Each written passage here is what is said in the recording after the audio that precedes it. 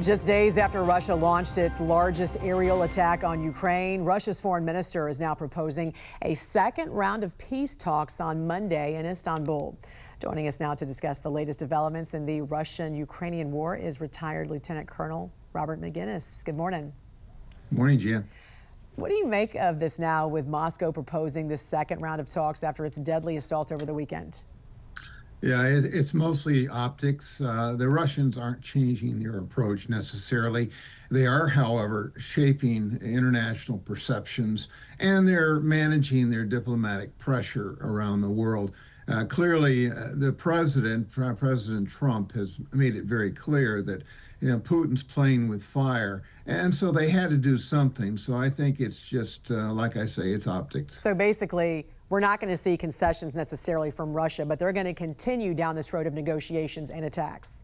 Yeah, it's a dual effort. They're going to have the on-the-ground tactical engagements, but at the same time, they're going to talk behind the scenes. We've seen this historically in other wartime situations, so this is pretty typical of certainly Putin. President Trump, as you mentioned, he called Putin crazy, posted he's playing with fire, but he also said this. He said, likewise, President Zelensky is doing his country no favors by talking the way he does. Everything out of his mouth causes problems. I don't like it, and it better stop. This is a war that would have never started if I were president. This is Zelensky's, Putin's, and Biden's war, not Trump's. I am only helping to put out the big and ugly fires that have been started through gross incompetence and hatred. Lieutenant Colonel, some lawmakers believe we should support Ukraine in its fight for sovereignty and democracy against Russian aggression. But there's an enormous economic cost to help Ukraine with military aid, with intelligence, and there's still no guarantee that the end result would even be achieved. So what's your thoughts on this? Yeah, well, there's no doubt, Jan, we have a growing divide in Washington over this. Yes, Mr. Trump wants to present himself as the peacemaker, and I think that's well received in this particular country. But the lack of an end game with Zelensky, we saw the fiasco in the White House months ago when Trump told Zelensky, you don't have any cards, which is true. He doesn't have any to play against Putin. So we've got to figure out our national interest, and we have to ask a series of questions because the country's becoming fatigued with what's going on in Ukraine. And we just are not going to continue to fund something unless they tell us where it's going to end. Exactly. Americans are done funding this war. I read Zelensky's asking for another $30 billion for domestic arms. How would you then advise the president?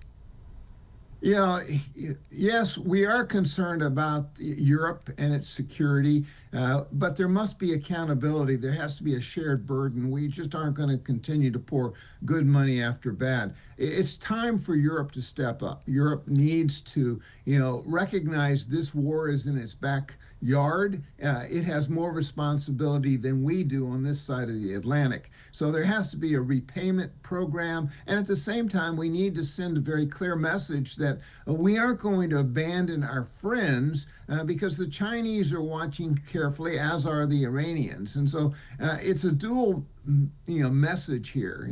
We'll help, but we're not going to continue to be in charge of larding the battlefield. After all it's seemingly to do is to frustrate the Americans when we have battle fatigue on our minds. Yeah, we're certainly not going to put troops on the ground there. Do you actually think more sanctions against Russia would even work? What's next? Yeah, I don't think so. It does bleed Russia to a certain degree, but they found alternatives with China, India, Iran, and others. And so, yes, we've denied them some, key technology and some other resources, but it's got to be a mixed bag. We have to have accountability. We have to have the Europe step up. We have to have a whole host of things happening, back channel, cyber, economic pressures, diplomatic pressures, and the like. Retired Lieutenant Colonel Robert McGinnis, thank you so much for joining us this morning here on the National News Desk. Hope you have a great weekend. You too.